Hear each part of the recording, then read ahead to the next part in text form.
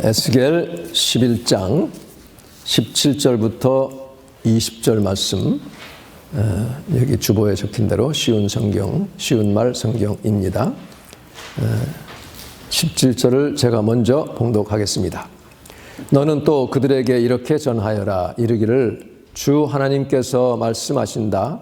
때가 이르면 내가 저들을 그 쫓겨나 있는 여러 민족들 가운데서 불러 모으고 그 흩어져 사는 뭇 나라들 가운데서 모아들여 저들을 다시 이 땅으로 데려와 저들에게 이스라엘 땅을 줄 것이다 하여라.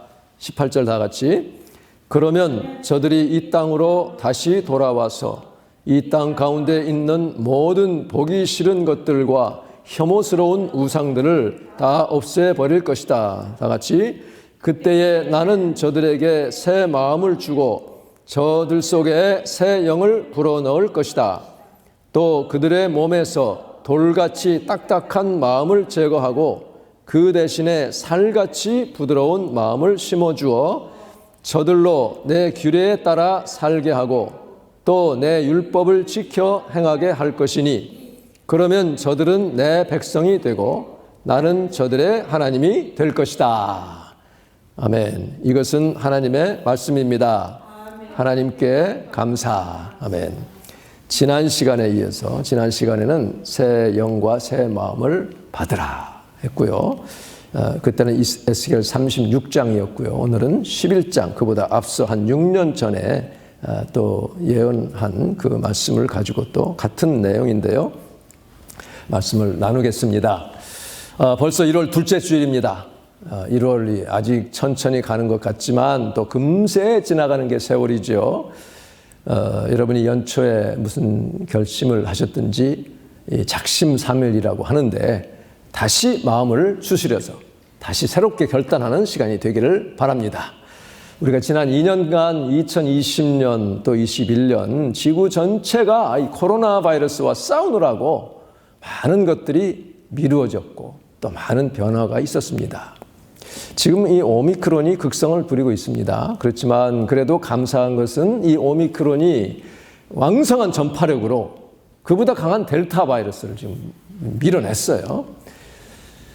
최근 한 14시간쯤 전에 나온 소식에 의하면 이 키프로스, 그러니까 구브로저 성경에 나온 사이프러스의 이 델타크론이라고, 델타와 오미크론이 합쳐진 것 같은 그런 것이 또 발견이 됐다고 합니다. 아직 얼마나 이것이 전파력이 있고 데미지가 있는지는 아직은 모릅니다. 어쨌든 간에 우리가 지금 바라고 주님께 기도하는 것은 봄이 되면 그야말로 부활절 때쯤에는 아니면 최소한 전반기까지는 대유행이 지나가고 그냥 이 백신과 치료제로 통제되는 날이 오기를 참 우리가 기대하며 기도합니다. 현재의 이 오미크론은 앞으로 이제 곧 최고점을 찍으면 내리막길로 접어들 것으로, 남아프리카는 벌써 이렇게 내리막길로 가고 있습니다. 예상을 하고 있습니다. 앞으로 어떤 모습으로 전개될지 모르지만 우리는 그런 가운데서도 하나님이 내게 주신 이 시간, 이 환경, 이 기회를 최대한 유용하게 하나님 나라의 번영을 위해서 최선을 다해야 하는 것이 우리의 사명이죠. 이 전염병 대유행이 휩쓸고 난 뒤에 하나님이 영적인 이 대부흥의 그 물결과 불길로 이 땅을 다시금 휩쓸어 주시기를 우리는 기대하며 기도합니다.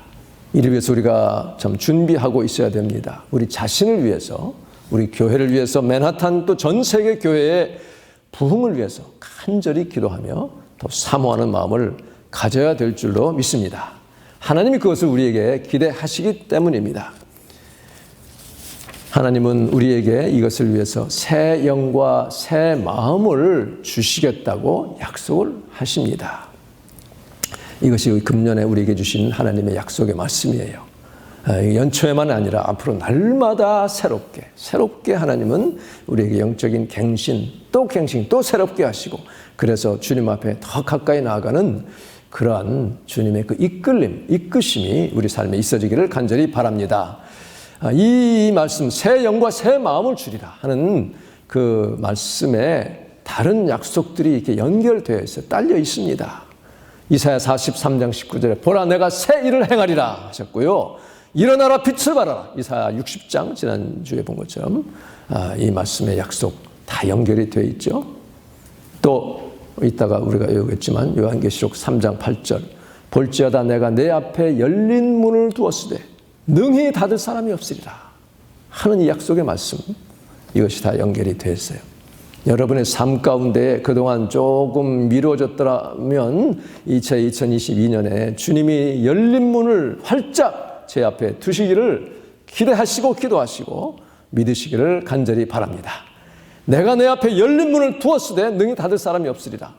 어떤 사람에게 내가 작은 능력을 가지고서도 내 말을 지켰다, 내 이름을 배반하지 아니하였다, 그런 자들에게 주님은, 그러니까 지난 2년간도 닫으신 것 같지만 닫지는 않으셨어요. 지금까지 하나님은 계속 역사하고 계시는 줄을 우리는 믿습니다. 오늘 이 본문은 지난주에 살펴보았던 에스겔 36장보다 좀 앞섰죠.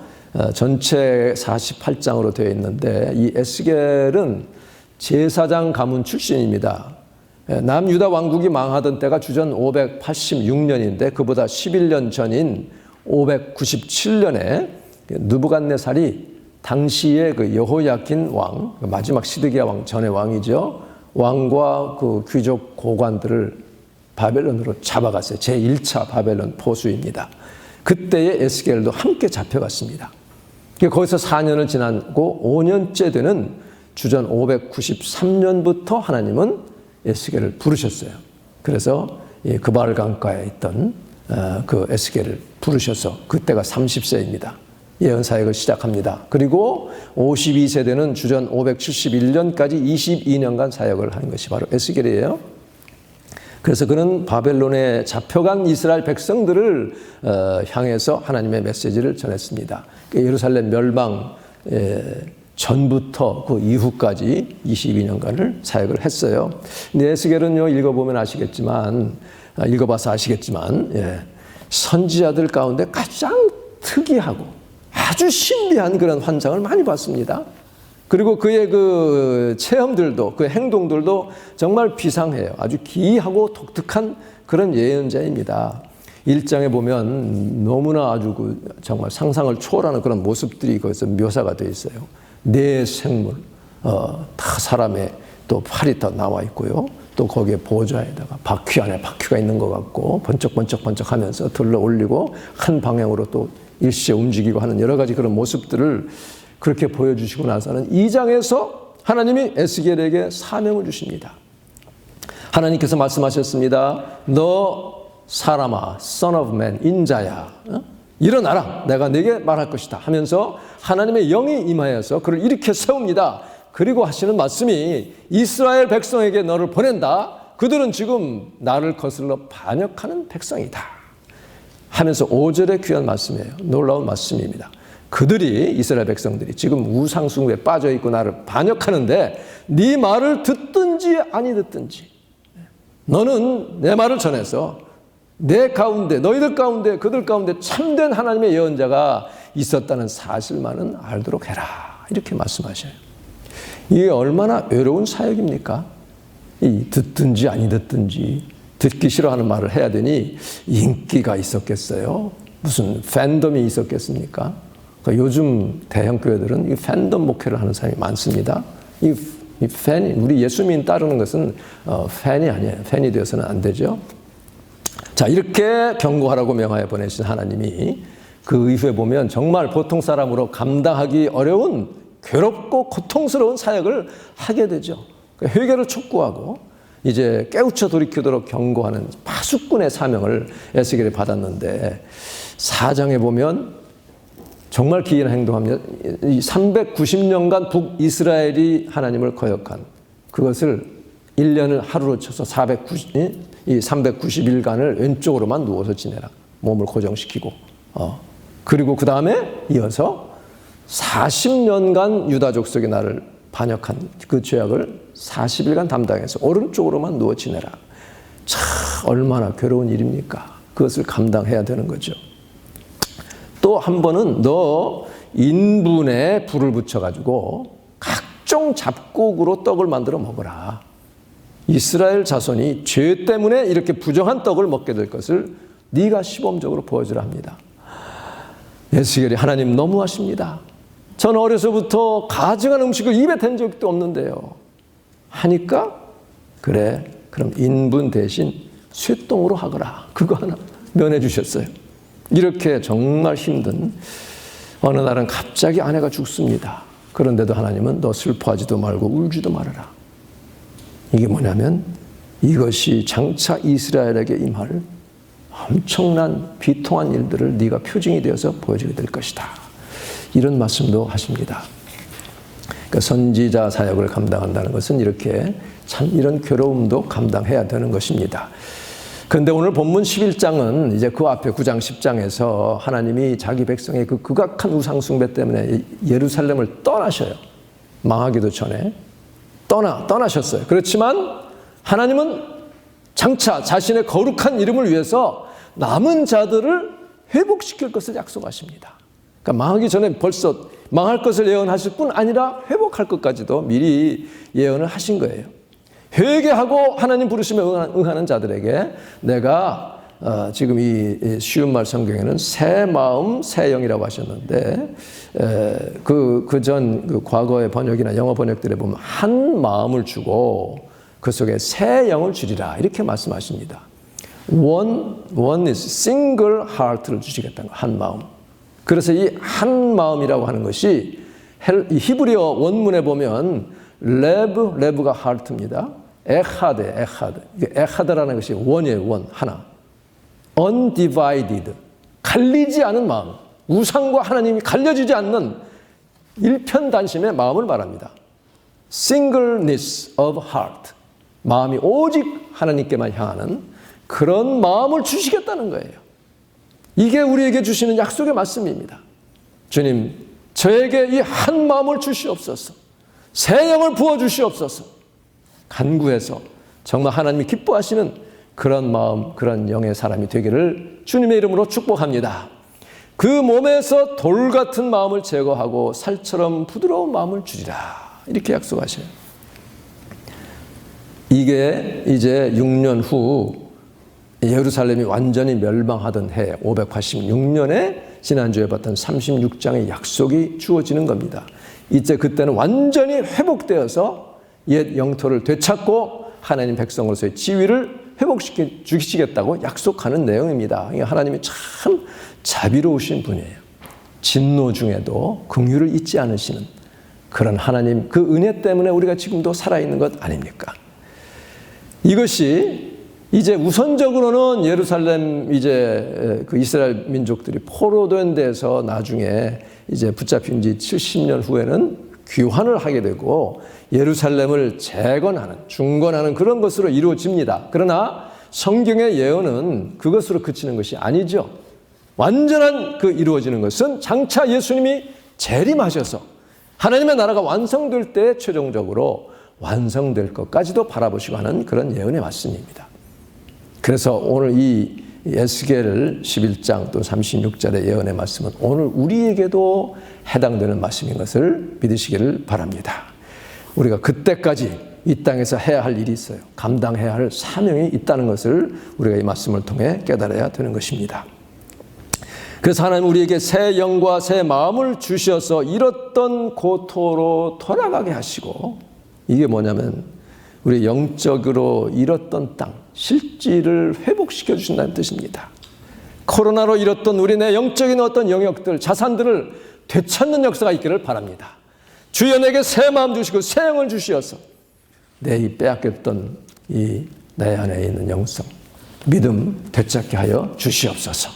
그런 기도가 우리 심령에서 나오기를 바랍니다. 이게 말하자면 그래서 그렇게 돼서 율례와 계명을 지킬 수 있게 해주시겠다고 하는 그런 말씀이죠. 새 영과 새 마음은 심기일전, 사자성어로 심기일전이죠. 다시 새롭게 하신다는 그런 것입니다. 우리 주님께서 이제 2022년에는 그러한 새 마음, 새 영의 역사를 이루어 주실 것을 우리가 소망하고 또 바라며 이렇게 믿음으로 나아갑니다. 이것을 우리가 놓쳐서는 안 되는 것이죠. 그런데 여기에 전제되는 선행 요건이 바로 회개라고 그랬죠. 그래서 지난주부터 우리가 이 공동 고백문도 싣고 또 각자 회개하는 시간도 가지게 됐습니다. 이것이 그냥 형식으로 그치는 것이 아니라 내 마음의 고백으로 마음을 담아서 주님께 고백할 때 또 기도할 때 하나님은 우리의 기도를 들으시고 우리를 새롭게 하실 줄을 분명히 믿습니다. 하나님이 우리에게 여러분 각자의 삶에 큰 복과 은혜를 주시려고 항상 예비하고 계십니다. 믿습니까? 예. 그런데 그것에 걸림돌이 되는 것들을 제거해야 되잖아요. 그래서 우리에게 회개하라, 죄와 허물을 고백하라 하시는 것입니다. 주님이 내려주실 그 복을 다 하나님 하늘에 이렇게 쌓아두고 계시는데 그 복을 받을 그릇이 준비되기를 원하시는 것입니다. 그래서 이 새 영과 새 마음은 우리로 하여금 이렇게 우리 속에 있는 모든 이 어그러지는 것들 또 걸림되는 것들을 다 내놓고 쏟아놓고 그렇게 해서 우리가 새로워진 마음 속에 좌정하셔서 우리의 삶을 다시금 새롭게 하시는 그 영이 바로 새 영이에요. 그 새 영, 새 마음을 받으시기를 바랍니다. 우리가 살다 보면 우리는 죄인이기 때문에 죄를 짓습니다. 죄를 지어서 죄인이 아니에요. 이미 우리는 죄인으로 태어났어요. 그 죄인이기 때문에 죄를 지을 수밖에 없습니다. 그런데 예수님이 십자가의 보혈로 씻어주시니 얼마나 감사한 일입니까? 이 작년 12월 중에 우리가 대림절을 지냈죠. 그런데 그때 부르는 찬송 중 하나가 105장 오랫동안 기다리던 주님 강림하셔서 죄에 매인 백성들을 자유 얻게 하시네. 네, 원래 그 찬양 자유 얻게 하소서 그런 것입니다. 뭐 내용은 다 같은 것이지만 2절에 보면요. 죄로 상한 후반절에 우리 마음 은혜로써 고치고 죄로 상한 우리 마음 그러니까 죄를 지으면 마음이 상합니다. 그래서 은혜로써 주의 거룩한 성령으로서 우리를 고쳐주시는 회개영을 우리에게 내려주시는 그 은혜에 감사하시고 그 은혜를 사모하시기를 바랍니다. 그렇게 되면 주의 빛난 보좌 앞에 이르도록 하소서. 우리 한번 같이 해볼까요? 죄로 상한 우리 마음 은혜로써 고치고 주의 빛난 보좌 앞에 이르도록 하소서. 예. 그러니까 우리 너나 할 것 없이 죄인이기 때문에 우리 마음에 상처가 나 있는 상태예요. 죄로 인해서 상처가 있습니다. 그래서 그 상한 마음 때문에 사람들의 마음에 평화가 깨어져 있고 예민해져 있고요. 이 죄를 해결받지 않는 상태에 있는 사람들은 그래서 그냥 두면 우울감에 빠지기도 하고요. 아니면 공격적인 모습으로 나타나기도 합니다. 오늘날 이 공격적인 모습이 얼마나 점점 심화되고 있습니까? 시간이 갈수록 세월이 흐를수록 세상은 더욱더 사나워지고 사람들이 참지 못하고 또 극단적인 부적응 현상이 나타나고요. 또 너무 일부 극단적인 사이코틱한 현상들이 자꾸 점점 심하게 지금 나타나고 있습니다. 그렇게 그 몬트리올에서 캐나다 그 백인이 중국인들한테 중국 사람한테 쇼핑몰에서 마스크를 내리고 막 이게 나쁜 말을 막 you loser 너희들 때문에 이게 어쩌고저쩌고 하면서 참 모습은 멀쩡한데 그렇게 어떻게 그럴까 정말 그 교양도 상식도 없는 염치도 없는 그런 모습들을 우리가 보게 됩니다. 정말 하나님의 은혜가 임해야 고쳐질 수 있어요. 그렇게 해서 회개할 때에 주님의 빛난 보좌 앞에 우리가 이를 수가 있습니다. 이 회개라고 하는 것 우리에게 주신 것이 얼마나 감사한지 몰라요. 너를 죄의식을 줘가지고 막 꼼짝달싹 못하게 하고 뭐 지옥 간다 이렇게 겁주려고 하는 게 아닙니다. 회개하면 복을 주시겠다고 열어주시겠다고 주님이 약속하시니 얼마나 감사한 일입니까? 예수 믿는 자들에게는 정말 어느 시대를 막론하고 그 시대나 문화적인 어떤 차이를 뛰어넘어서 하나님만 주시는 참된 복이 있어요. 평강이 있습니다. 이 평강과 복을 여러분 마음껏 받으시기를 주님의 이름으로 축복합니다. 어떻게 새 영과 새 마음을 주시는가? 한 마음, 두 마음 품지 않고 오직 예수님만 붙잡고 가는 그 마음, 이게 얼마나 귀한지 몰라요. 물론 거기에는 도전이 있고 또 싫어지는 마음도 있습니다. 눈에 보이는 좋은 것들이 많은데 어떻게 주님만 믿고 바라보는가? 여러분의 각자의 삶에서 그런 도전과 선택의 기로에 놓였을 때에 정말 주님이 주시는 이 한 마음으로 주님을 선택하는 복된 여러분 삶이 되기를 간절히 바랍니다. 돌 같은 마음을 제거하신다 그랬어요. 돌 같은 게 도대체 뭡니까? 몇 가지가 있어요. 하나는 무관심한 냉랭한 마음입니다. 무감각. 어떻게 그래서 영어로 unresponsive, 주님의 말씀이 임해도 반응을 보여주지 않는 거죠. 여러분, 이 사랑의 반대가 뭐예요? 미움이 아니라 무관심이죠. 이기심입니다. 내가 상대방을 사랑한다 해놓고 내 좋은 대로만 하는 게 사랑 아니죠. 나만 생각하는, 또 무관심한 것, 주님의 말씀, 주님의 그 사랑을 외면하고 내 마음대로 사는 냉랭한 그런 것이 돌 같은 마음이죠. 이 시대의 젊은이들 BTS에는 열광합니다. 밤잠 안 자면서 돈 써가면서 막 하나님 말씀에는 무관심하죠. 드라마에 나오는 지옥은 끔찍하게 생각하면서 성경에 나오는 지옥에는 시큰둥합니다. 이게 이 시대의 모습이죠. 이 돌 같은 마음, 그리고 거역하는 마음입니다. 반발심, 하나님 말씀이 임할 때 딱 마음에서 반발심이 탁 나오면 이 내 마음이 돌이구나 생각하고 빨리 회개해야 돼요. 주님 도와주시옵소서. 이 말씀에 거역하는 마음이 생겨나는 것 자체가 원수 마귀가 싫어한다는 뜻이거든요. 내가 어떻게 이렇게 됐을까? 주님, 내가 부족합니다 하고 말씀이 임하면 막 부담이 되고 부족해서 하나님께 회개하고 그래야 되는데 그게 아니고 이게 어떻게 이건 말도 안 돼 이렇게 마음 생기는 거는 벌써 약한 영의 역사입니다. 그래서요, 이 거역하는 마음이 천차만별입니다. 예수 이름만 들어도 막 울화가 치밀고 눈빛이 달라지고 분노를 치밀어 내는 그런 사람이 있죠. 그런 사람 완전히 이제 사로잡힌 마음이죠. 적대감을 보이는 이런 거, 일단 불순종부터 하고 보는 거. 순종해야 되는데 하고 하는 게 아니라 이거 아니야, 이건 안 돼 하고 하는 것들. 또 고집스러운 마음이죠. 내 자아가 더 강해서 하나님 말씀보다 내가 더 잘 안다라고 생각하는 이런 것들 다 하나님 말씀에 비추어서 내놓아야 되죠. 회개해야 됩니다. 하나님의 영으로 가능합니다. 내 힘으로 안 되는 것입니다. 그리고 의심하는 마음이 있어요. 동정녀 탄생 이게 말이 돼? 또 부활? 어떻게 부활을 해? 다시 오신다고? 지옥이 있다고? 천당이 있다고? 죽음의 끝이지. 의심하는 그런 마음이죠. 이게 다 돌 같은 마음입니다.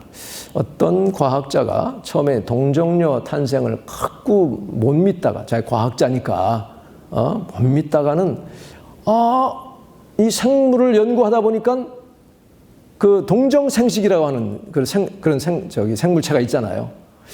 그거 보니까 이게 전혀 불가능한 것은 아니다. 이렇게 생각하고 마음이 열린 사람도 있다고 그래요.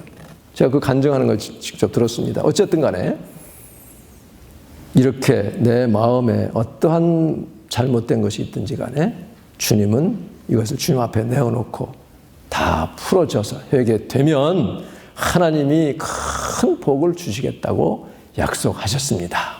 그런 복을 받는 열린 마음, 단 마음, 한 마음이 되기를 주님의 이름으로 축복합니다. 하나님이 우리에게 이 하늘에 속한 신령한 복을 주시기를 원하시고 이 땅에 또 기름진 것도 주시려고 다 이렇게 준비하고 계세요. 그게 내가 새로워지지 않으므로 받지 못한다면 얼마나 답답하겠습니까? 우리 주님도 얼마나 답답해 하셨어요. 내가 불을 땅에 던지러 왔는데 이미 이 불이 임하였으면 내가 얼마나 시원하겠는가. 이 답답함이 얼마나 큰가 하고 탄식을 하셨습니다. 물론 그 불에 대한 해석은 여러 가지로 있을 수 있습니다만 어쨌든 주님도 이렇게 답답하셨어요. 주님, 내 이 답답한 마음 주여 이것을 뚫어주시옵소서. 하나님께 간절히 기도하여 정말 깨어지는 역사, 새로워지는 역사 있기를 간절히 바랍니다. 그래서 우리는 이 성령을 사모해야 돼요. 시편 107편 9절에 보면, 쉬운 말 성경에 보면 진실로 주님께서는 목마른 심령에게 실컷 물을 들이키게 하시겠고, 그러니까 이 사모하는 영혼에게 만족을 주신다는 뜻을 그렇게 또 풀었습니다. 배고픈 영혼에게, 즉 줄인 영혼에게 좋은 것으로 채워주신다. 마음껏 좋은 음식을 먹게 해주신다 하셨도다. 그래서 우리가 이 사모할 때 사마리아 우물가에 여인이 있잖아요. 이 여인이 예수님이 내가 누군지 알았으면 당장 달라고 했을 터인데 내가 영원히 이 끊어지지 않는 생수를 내게 주었을 텐데 하니까 눈이 번쩍 떴습니다. 그거 나에게 주세요. 다시는 여기 물 길러 안 와도 되게 해주세요. 그렇게라도 반응하는 게 무관심하고 냉담한 것보다 훨씬 낫습니다. 주님이 알아서 나중에 고쳐주십니다. 주님, 내가 지금 이기적으로 이 땅에 복만을 위해서 막 간구한다고 하더라도 하나님 말씀 안에 자꾸 이렇게 하다 보면 주님의 영이 임해서 나를 고쳐주시거든요. 무반응보다는 그렇게라도 반응하는 게 낫습니다. 복음 전할 때도 지난번에 말씀한 것처럼 소금 뿌리는 것이 무반응보다 낫다니까요. 물론 그렇게 뿌렸다가 이제 고꾸라지고 크게 회개하는 과정이 있어야 되죠. 그걸 위해 기도합니다. 그렇게 해서 그가 정말 예수님 만나면 나중에 그거 회개하느라고 그거 다시 갚느라고 얼마나 더 열심히 일하겠습니까? 여러분, 주여 내 마음이 그냥 무덤덤하지 않고 열심히 내는 마음 되게 하옵소서. 기도하시기를 바랍니다. 지난 2년간 하나님이 문을 닫으신 것 같지만 잘 지켜주셨고요. 우리를 다져주셨습니다. 이제 그 다져진 그런 믿음으로 이제 일어날 때입니다. 그 교회들이 수천 교회가 문을 닫았다고 하니 얼마나 마음이 아픈지 몰라요. 우리 교회는 이렇게 정말 지금까지 지켜주신 게 얼마나 감사한지 모릅니다. 우리는 오히려 이 고난이 나에게 유익이 되었다고 고백하고 믿는 우리가 되기를 바랍니다. 시편 119편 71절에 고난당한 것이 내게 유익이라. 이로 말미암아 내가 주의 율례들을 배우게 되었나이다. 우리 주님께서. 그래서 72절에 주의 입의 법이 내게는 천천금은보다 좋으니이다. 이 세상에 돈 많이 벌고 주식해가지고 뭐 엄청 돈 많이 버는 것보다도 주님의 입에서 나오시는 말씀의 법, 이거 따를 수 있는 것, 이것이 정말 귀한 것입니다. 이를 위해 우리는 한 마음, 새 영, 그 영을 받으면 주님은 기꺼이 그 율례를 지킬 수 있는 그런 은혜를 주신다는 그런 말씀입니다. 그래서 사도 바울이요, 이 두 군데에서 이 새 마음을 새롭게 하라는 말씀을 하셨죠. 로마서 12장 2절에 여러분이 이 세상의 풍조를 더 이상 본받지 말고, 이 세상 풍조 얼마나 정말 이 방종하고 악합니까? 여러분의 마음을 새롭게 하여 변화되십시오 그랬어요. 마음을 새롭게 하여 변화를 받아서, 그러면 하나님의 뜻이 무엇인지, 하나님께서 기뻐하시는 선하고 온전한 뜻이 어디에 있는지를 분별해서 그것을 잘 받아들이고 행할 수 있는 저희가 될 수 있다고 하는 것입니다. 에베소 4장 22절에 보면 여러분은 예전의 타락한 생활 방식, 곧 육체의 허망한 욕망에 따라 살아가는 썩어 없어질 옛사람을 벗어버리고 그래야 새로 입을 수 있으니 마음과 영을 새롭게 하여, 다 같이 마음과 영을 새롭게 하여, 새 마음과 새 영을 주신다는 뜻이죠. 하나님의 거룩한 형상에 따라 참된 의와 진리의 거룩함으로 지으심을 받은 새 사람을 입으십시오. 이렇게 말씀하고 있어요. 우리 마음과 영을 새롭게 하라고 사도 바울도 말씀하고 있습니다. 우리 주님, 이제 이렇게 새로워진 마음, 영적인 잃어버린 그 영역들을 다시 되찾게 하시고 하나님이 우리에게 전에 없는 놀라운 그런 복과 은혜를 부어주실 줄을 믿습니다. 여러분, 정말 우리 마음을 새롭게 하시는 그런 은혜 가운데 아주 중요한 것이 하나 마지막으로 있어요. 이게 뭐냐면 에스겔의 중심적인 주제입니다. 이것이 너희는 내 백성이 되고 나는 너희의 하나님이 되리라 하는 거예요. 우리는 하나님의 백성이 되고 하나님은 우리의 하나님 되면 이건 끝난 거예요. 그건 뭐 세상 염려 근심 할 거 없습니다. 그냥 주님께 맡기고 기도하면 됩니다. 이게 언약 공식과 같은 겁니다. Covenant Formula라고 하는 거죠. 그 예레미야서에도 많이 나오고 너희는 내 백성, 나는 너희 하나님, 에스겔서에도 많이 나와요. 이 에스겔서는 지금 11장에 처음 여기 나오면서 앞으로 계속 나옵니다. 이게 언제 시작됐어요? 갈대아 우리에서 아브라함을 부르실 때부터 시작됐습니다. 이제 너는 내 백성이다. 내 후손이 땅의 모래보다 많아질 것이다. 하늘의 별같이 많아질 것이다. 내 후손으로 인하여, 후손 그때는 한 사람이죠, 이 땅의 모든 족속이 복을 받게 되리라. 언약 백성이 될 거라는 거죠. 예수 그리스도를 지금 예언하신 거예요. 오늘 우리가 바로 그 언약의 백성입니다. 믿으십니까? 얼마나 귀한 것입니까? 여러분, 너희는 내 백성, 나는 너희 하나님 된다. 이 공식이 뭐냐면요, 고대 근동에서 결혼 서약과 같은 그런 그 형식입니다. 그래서 결혼할 때 서로 간에 헌약, 커미트먼트를 하고요, 그리고 인티머시, 친밀한 관계를 약속하는 겁니다. 그러니까 이 부부 사이에, 둘 사이에 다른 존재가 끼어들 수 없는 거예요. 그러니까 커미트하는 거죠, 둘이. 그리고 다른 존재가 절대로 끼일 수 없는 그런 아주 그 친밀한 관계를 서약하는 겁니다. 하나님께서 우리와의 관계도 그렇게 서약하신 거예요. 그래서 내가 너희 남편이 되었는데 너희들이 왜 이렇게 간음하고 있느냐 하고 말씀하시는 거죠. 그러니까 바로 하나님과 우리 사이에 다른 게 끼어들면 그게 벌써 영적인 간음이라는 거 아니에요. 근데 이스라엘 백성들이 바알에 눈이 팔려가지고 바알과 아스타롯, 아세라, 그러다 보니 얼마나 끔찍한 일을 저질렀어요. 자기 자녀를 불 속을 지나가게 하고 희생시키고, 그러다가 나중에는 자기 자녀를 삶아 먹어야 되는, 얼마나 끔찍한지 아주 정말 상상이 안 되는 그런 그 하나님의 그 무서운 그 부분이 또 있다는 걸 우리가 알아야 돼요. 그래서 주님과 나와의 그 약속은 다른 상대에게 이 세상의 재물도, 이 세상의 명예도, 심지어 내 가족도요, 부부간의 관계도 하나님보다 앞서면 안 되는 것입니다. 이게 하나님의 말씀이죠. 그 서약을 하는 거예요. 일편단심이에요. 일편단심. Singleness of heart. 이것을 주시겠다는 겁니다. 그래서 내가 그런 유혹을 받을 때마다 주님, 내 마음속에 한 마음을 회복시켜 주시옵소서. 주님의 영으로 역사하여 주옵소서. 그렇게 주님께 기도하시기를 바랍니다. 나뉘지 않는 undivided heart, 갈라지지 않는 그런 마음, 그것을 가질 때 하나님이 우리의 삶에 큰 은혜와 복을 주실 줄을 믿습니다.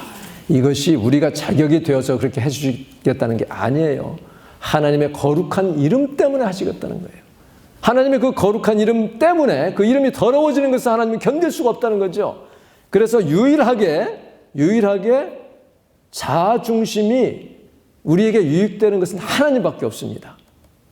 하나님의 그 자아중심 때문에 우리가 이렇게 은혜 받고 복을 받는 거예요. 우리 인간의 자아중심은 어떻게 돼요? 나를 해치고 상대방을 해칩니다. 그러나 하나님의 그 자아중심은 하나님이기 때문에, 우리의 복의 근원 되시기 때문에, 그래서 우리는 하나님만을 섬기고 이 세상의 유혹을 이겨나가는, 이 세상의 모든 그 나를 잡아끄는 것들을 떨쳐버리고 앞으로 전진하는 믿음의 사람이 되기를 간절히 바랍니다. 2022년 새 마음, 새 영, 한 마음을 우리에게 주리라 약속하신 그 주님의 마음 여러분 다 받으셔서 하나님께 영광된 축복이 있기를 주님의 이름으로 축원합니다. 기도하겠습니다. 오늘 이 말씀을 생각하면서 또 여기 주보에 있는 대로 중보기도 제목들이 있습니다. 이것을 가지고 하나님께 간절히 주여 내게 정말 한 마음 새 영 부어주시고 흔들림 없이 주님을 바라보고 나아가게 하여 주시옵소서. 영적인 부흥을 허락하여 주시옵소서. 열린 문의 복을 허락하시고 건강과 또 치유를 위해서, 또 선교사님을 위해서, 또 새 출발하는 가정, 한국의 정치적인 상황, 북한 위해서 우리 다 같이 합심하여 기도하겠습니다.